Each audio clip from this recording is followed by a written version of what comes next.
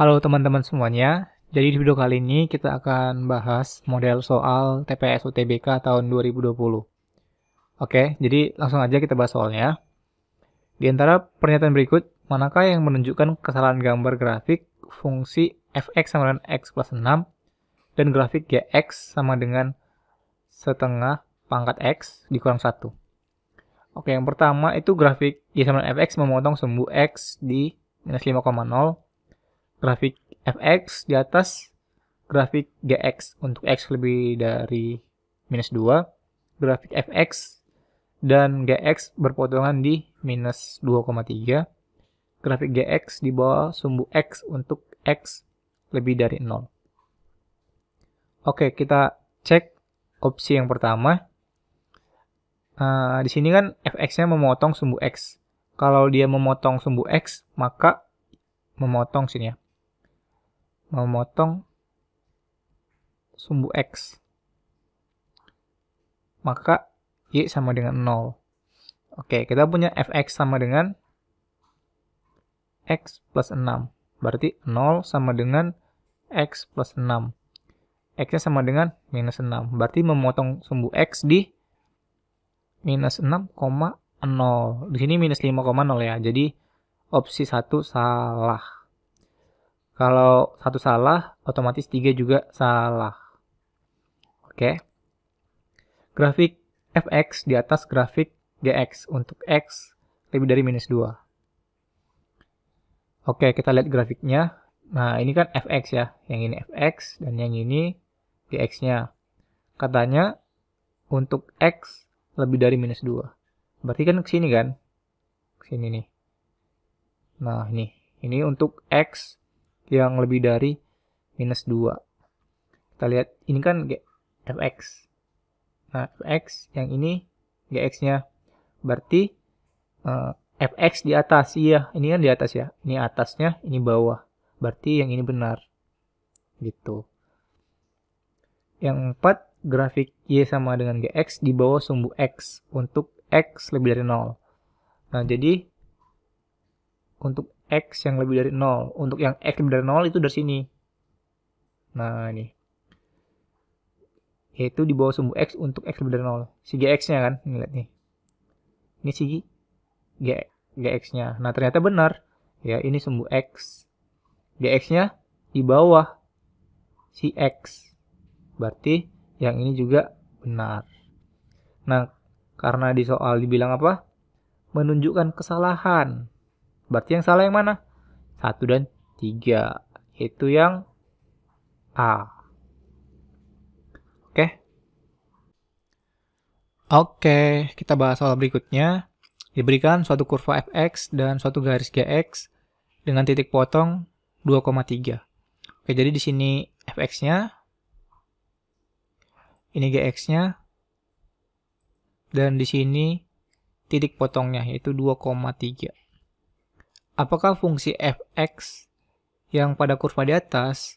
Putuskan apakah pernyataan tambah 1 dan 2 ini cukup untuk ngejawab pertanyaan tersebut. Yang satu ini, kemiringan garis G adalah min 1. Yang kedua, titik-titik pada kurva F memenuhi 2 logaritma T tambah 1, T untuk T-nya lebih dari sama dengan 0 atau T-nya kurang dari sama dengan 100. Oke, sekarang kita harus tahu dulu nih, fx ini grafik fungsi apa gitu. Jadi, fx ini dia merupakan grafik fungsi eksponen. Nah, jadi fungsi eksponen itu ada 2 bentuknya. Bentuk yang pertama itu fx sama dengan b kali a pangkat x. Oke. Dan yang kedua bentuknya itu fx sama dengan b kali a pangkat x plus c. Oke, ini ya. Nah, untuk menentukan bentuk yang pertama, di sini dibutuhkan 2 titik. Oke. Dan bentuk yang kedua diperlukan 3 titik. Nah, selanjutnya teman-teman harus tahu juga nanti ketika A-nya ini lebih dari 0, maka gambar grafiknya seperti ini nih. Nah, seperti ini. Nah, jadi kita lihat di sini ya, mirip kan seperti ini kan, gini bentuknya. Berarti nanti fx-nya ini memiliki a-nya lebih dari 0. Oke, dan ketika a-nya itu berada di antara 0 sampai 1, maka nanti grafiknya seperti ini. Nah, kira-kira seperti inilah. Gitu ya. Oke, kita cek pernyataan 1. Kemiringan garis G adalah min 1.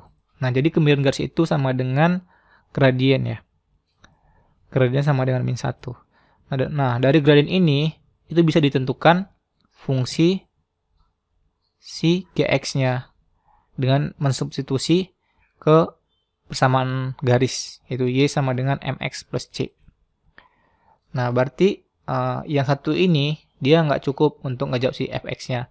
Karena di sini kita butuh 2 titik atau 3 titik untuk ngejawab fungsi eksponennya. Oke, sekarang kita cek pernyataan yang kedua. Titik-titik pada kurva f memenuhi 2 logaritma t tambah 1, t untuk t-nya lebih dari sama dengan 0 dan t-nya kurang dari sama dengan 100. Oke, jadi teman-teman harus tahu juga ini ya. Kalau ada bentuk gini, logaritma 2b, ini sama aja dengan 2 logaritma b ya. Oke, berarti ini 2 logaritma t tambah 1, t. Dan t-nya itu berada antara ini ya. Oke, jadi kita ambil t-nya sama dengan 0. T sama dengan 0. Maka jadi apa ini? Jadi 2 logaritma 0 tambah 1, 1 ya. 0. Maka titiknya jadi 2 log 1, 0 ya. 0,0. Lalu kita ambil t sama dengan 1.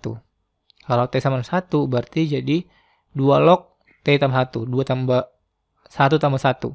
Jadi 2 log 2,1.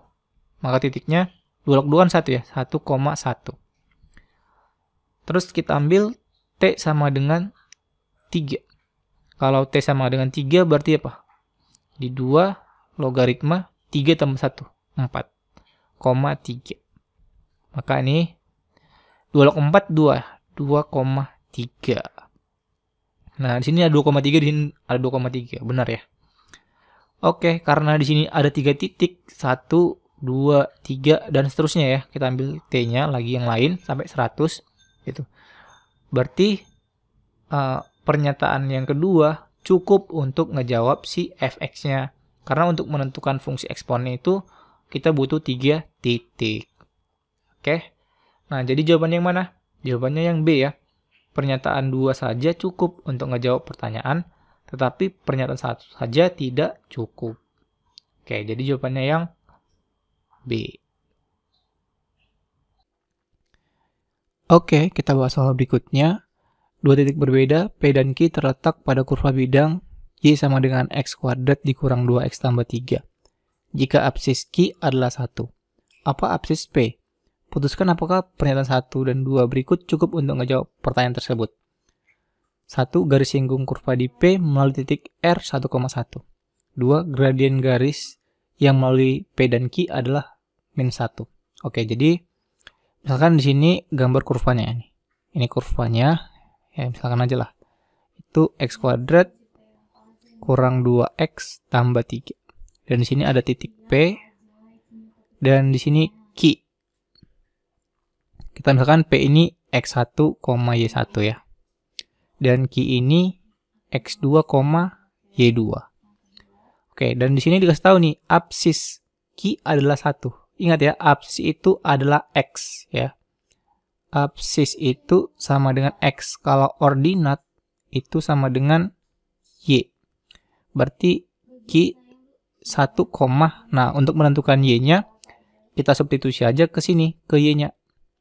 Yaitu Y sama dengan 1 kuadrat dikurang 2 kali 1 ditambah 3. Yaitu 1 dikurang 2 tambah 3. Sama dengan 2 ya. Berarti ini Q-nya 1,2. Oke, sekarang kita cek pernyataan 1. Garis singgung kurva di P melalui titik R1,1. Nah, jadi P ini ada yang menyinggung garis. Dan garis ini dia melalui 1,1. Gitu. Misalkan gini ya. Nah, di sini misalkan R1,1. Dan di sini titik P-nya. Gitu. Oke, berarti bisa dong kita tentukan gradiennya. Nah, gradien itu apa? Turunan pertama dari fungsinya kan?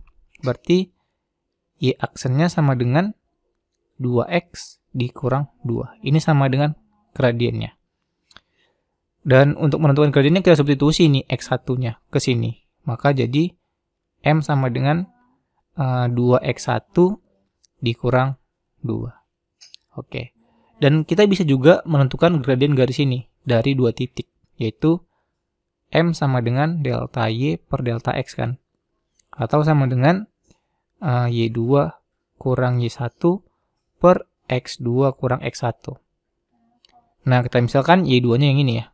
Berarti 1 dikurang Y1 per 1 dikurang X1.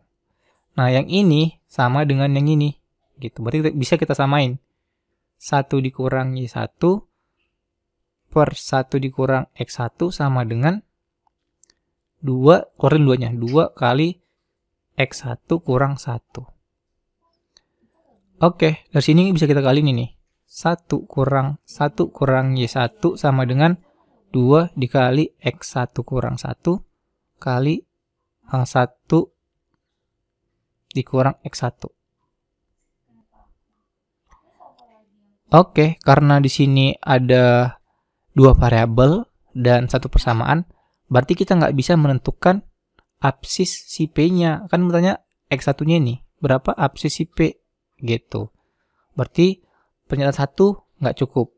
Oke, sekarang kita cek pernyataan yang kedua.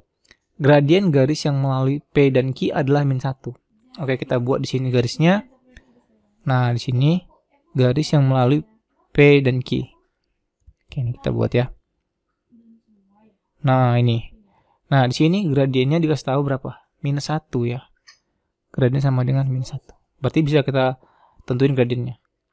M sama dengan Y2 kurang Y1 per X2 kurang X1. Y2 itu, yaudah, si 2 kan. Berarti 2 kurang Y1 per X2-nya berapa? X2-nya 1. 1 kurang X1. Ini sama dengan minus 1. Dari sini kita peroleh 2 dikurang Y1 sama dengan kali nih. Jadi X1 dikurang 1. Oke, dari sini kita peroleh 3 dikurang X1 sama dengan Y1. Oke, dari sini ada 2 variabel dan ada 1 persamaan. Berarti kita nggak bisa menentukan X1-nya. Oke, berarti gimana kalau pernyataan 1 dan pernyataan 2 digabung? Gitu. Nah, di sini kan ada X1, Y1. Di sini ada X1 dan Y1.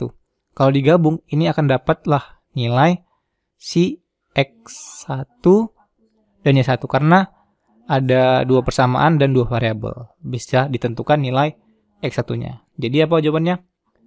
C ya. 2 pernyataan bersama-sama cukup untuk menjawab pertanyaan. Tetapi 1 pertanyaan saja tidak cukup. Itu jawabannya C.